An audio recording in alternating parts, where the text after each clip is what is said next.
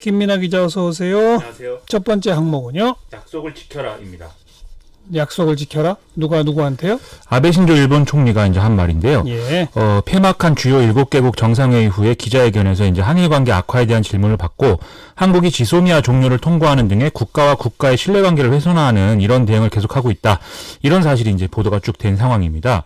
아베 신조 총리는 한국이 한일 청구권 협정 위반을 방치하고 있다면서 이 국가와 국가의 약속을 지키도록 요구해 가겠다라고도 발언을 했는데요. 우리는 어제 이낙연 총리가 지소미아 종료 재검토 이런 것들을 언급하기도 한 상황인데 좀 무시하는 그런 분위기가 됐습니다. 일단 내일 예정대로 화이트리스트 배제 조치를 강행한다고요. 오늘 일본 정부 가기에서 기존 입장이 재확인된 것인데요. 세코 히로시게 일본 경제산업상은 오늘 한국을 화이트리스트에서 제외하는 내용의 이 수출무역 관리령을 내일부터 시행한다 이렇게 밝혔습니다. 또 스가 요시히데 관방장관도 정례 브리핑을 통해서 내일부터 관련 조치가 시행된다 이 점을 다시 한번 확인했는데요. 여기에 또 고노다로 외무상도 청구권 협정이 한국과 일본 사이에 가장 중요한 문제다라면서 한국이 역사를 다시 쓰고 싶어 한다고 해도 그거는 안 된다는 것을 알아야 된다 이렇게 얘기를 하는 상황입니다. 네. 계속 그냥 갈등 상황 지속이네요. 그렇습니다. 이 우리 외교부는 오늘 이제 아베 신조 총리의 주장에 대해서 결코 수용할 수 없다면서 일본의 부당한 경제 보복을 즉각 철회할 것을 촉구한다 이렇게 밝혔는데요. 앞으로 계속해서 한일 간 갈등이 좀 이어질 가능성이 이제 커진 그런 상황이죠. 이렇게 되면 11월 말로 예정되어 있는 지소미아 종료도 예정대로 진행될 가능성이 상대적으로 커졌다라고 볼 수가 있겠는데요. 사태가 장기화될 것을 대비해서 정부 여당이 이 소재, 부품, 장비 산업 육성에 애초에 계획의 2배 정도 되는 2조 원 이상의 예산을 투입하는 방안에 대해서 이제 협의를 한 상황이지만 경제적으로 타격이 없을 수는 없을 것 같습니다. 다만 일본도 수출 규제 강화를 통해서 특별히 이익을 보는 그런 구조에 있는 건 아니기 때문에 향후 상황을 계속해서 주시해갈 필요가 있을 것 같습니다. 일본 경제 상황은 어떻대요? 지금 이제 여러 가지 나오는 얘기를 보면 이런 여러 국내외적 상황 때문에 이번 가을에 좀 위기가 올 수도 있다 이런 지적들이 나오고 있는 것이 사실인데요. 예. 일단 대내적으로는 오늘 10월 달에 이 소비세율을 8%에서 10%로 인상하기로 했다. 이 문제가 있는 상황입니다. 이게 경제 부담이 안 될 수는 없겠죠. 또 이제 내부의 어떤 그 여론이나 이런 점에도 악영향을 미칠 것이고요. 예. 대외적으로는 미중 무역 전쟁의 유탄에서 지금 일본 경제가 자유로울 수가 없다. 이게 이제 첫 번째로 꼽히고 있는데요. 이 때문에 엔화 가치가 상승하고 수출이 감소해서 기업 이익이 줄어들고 있는 이런 상태라는 것입니다. 여기에 한국에 대한 수출 규제가 또 악영향을 주는 것은 말할 것도 없겠고요. 국민 감정에 영향을 미쳐서 관광 수입에도 지금 타격을 입고 있는 상황이 역시 또 부담이 되지 않겠는가. 그렇죠. 이런 생각입니다. 예. 일본 경제를 위협하는 또 하나의 대외적 요인은 이제 미국과의 무역 협상 문제다. 또 이렇게 볼 수가 있겠습니다. 미국과 일본의 무역 협상. 그렇습니다. 이번 G7 회의에서 그 얘기 안 했어요? 그 얘기가 마찬가지로 나왔는데요. 아베 신조 총리와 도널드 트럼프 미국 대통령이 이 미일 무역 협상의 기본 합의를 이번에 이뤘고 9월 타결을 목표로 이제 일정을 쭉 이제 진행하는 이런 상황이 됐다는 것입니다. 예. 문제는 미일 무역 협상의 핵심 쟁점이 이제 농축산물과 자동차 분야에 이제 형성돼 있다라는 점인데요.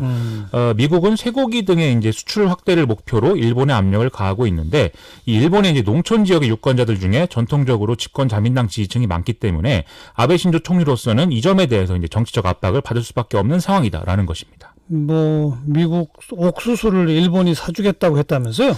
그렇습니다. 이 미중 무역 전쟁에서의 중국의 어떤 전략 중에 하나가 미국의 농산물 수출에 타격을 입혀서 트럼프 대통령의 지지층에 동요를 일으킨다 이런 것이었는데요. 예. 이 G7 회의에서 아베 신조 총리와 트럼프 대통령이 미국산 옥수수 250만 톤을 일본 기업들이 구입하도록 하는 방안에 합의를 했다라고 보도가 나오고 있습니다.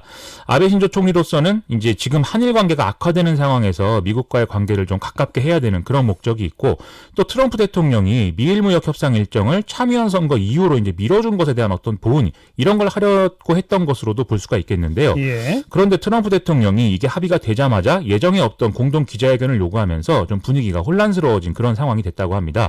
갑작스럽게 이 기자회견 일정을 통지를 하면서 일본 기자들은 이 기자회견에 거의 참석도 못한 그런 상황이 됐다는 것이죠. 그래서 진짜 옥수수를 사주기로 한 거예요? 아니, 한 거예요? 이게 이제 트럼프 대통령이 의기양양하게 이제 일본이 옥수수를 사주기로 했다. 엄청난 거래다. 이렇게 막 얘기를 했는데 네.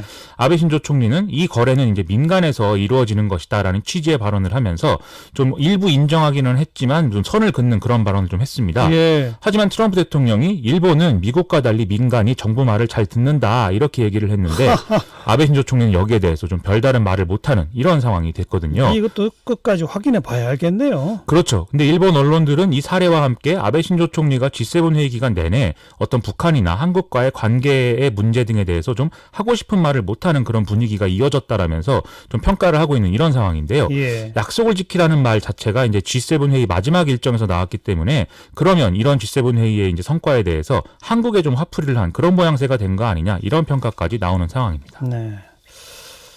자, 다음 두 번째 시사위키 항목은요. 8년 만에 청문회입니다. 이건 가습기 살균제 진상규명 청문회 말씀이죠. 그렇습니다. 사회적 참사 특별조사위원회가 오늘 서울시청에서 이 가습기 살균제 관련해서 첫 청문회를 이제 했는데요. 증인으로 참석한 최창원 SK케미칼 대표이사하고 최동석 애경산업 대표이사 부회장 등은 8년 만에 이제 가습기 살균제 피해자들에게 사과를 했습니다. 하지만 구체적 보상이나 증거인멸이나 피해자 사찰 등의 의혹 이런 것들에 대해서는 뭐 모르쇠로 일관하는 모습이어서 맹탕 청문회 아니었느냐 이런 이제 비판이 나오고 있습니다. 여기서 제기된 의혹의 내용은요.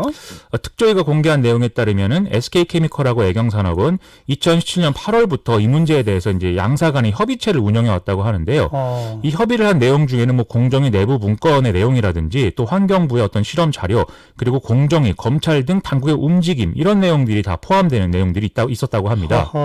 또 SK케미컬과 애경산업은 야당 의원에게 뭐 법률 통과를 막을 수 있는 명분을 주고 일부 매체를 선정해서 이 법률 개정안에 대한 비판 기사를 보도할 수 있도록 하라는 등의 이제 협의를 했다. 이런 내용도 있는가 하면 예. 뭐 증거인멸을 시도했다든지 피해자 모임을 사찰하고 또 이 당사 직원이 이제 피해자를 사칭하는 등의 활동을 했다. 이런 내용들도 있다고 하거든요. 예. 그래서 특조위는 이런 활동들이 이 기업의 오너가의 개입이 있지 않았으면 불가능했다. 이렇게 판단하고 있는 상황이라고 합니다. 그런데 회사 관계자들은 모르쇠로 일관했다.